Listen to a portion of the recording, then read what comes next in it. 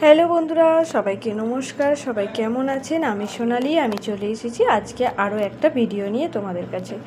আজকে ছিল বৃহস্পতিবার, আমাদের বাড়িতে লক্ষ্মী পুজো ছিল।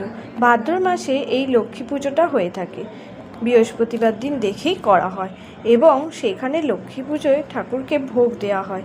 আর জানোই তো আমার অফিসও থাকে, তার মাঝখানে ঠাকুরের ভোগ রান্না করা এটা একটু অনেকটা চাপের হয়ে যায়, কিন্তু করতেই তো হবে বলো। তাই মায়ের ইচ্ছাতেই সব কিছুই পূরণ হয়ে গেল। সকাল সকাল উঠে আমাদের পুজো হচ্ছে, আরতি হলো, তারপর আমি ভোগগুলো রান্না করলাম একে একে।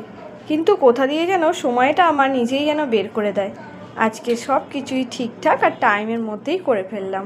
মায়ের কাছে একটাই আশীর্বাদ চাওয়ার আছে যে মা সবাইকে দেখো, সবাইকে ভালো রেখো, সুস্থ রেখো, সবার পাশে থেকো মা, এটাই বলার আছে। এদিকে আরতি হচ্ছে, দেখো এদিকে কর্পূরের আরতিটা হয়ে গেল, ওদিকে পঞ্চপ্রদীপের আরতি হয়ে গেল। তারপর তোমাদের দেখিয়ে দিই আমি কিভাবে আজকে ভোগ রান্না করেছিলাম।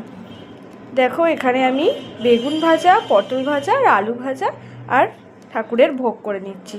বিশেষ কিছু করতে পারলাম না আজকে, শুধু এইটুকুই করলাম, কারণ সময়টা খুবই কম ছিল তার মধ্যে করা, আর সেই সময়টা মেনটেন করে আমাকে বেরোতেও হবে।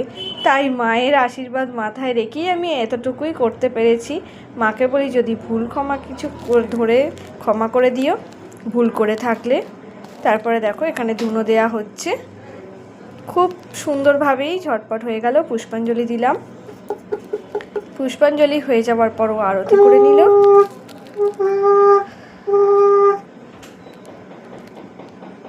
এরপর মালাদান হলো। এতটাই ধুনো ছিল যে ঘরটায় পুরো ধুনোয় ভরে গিয়েছিল। আর সকালবেলা এইরকম একটা সুন্দর প্রকৃতি খুব ভালো লাগলো, সুন্দর। সবাই ভালো থেকো, সুস্থ থেকো আর সাবধানে থেকো।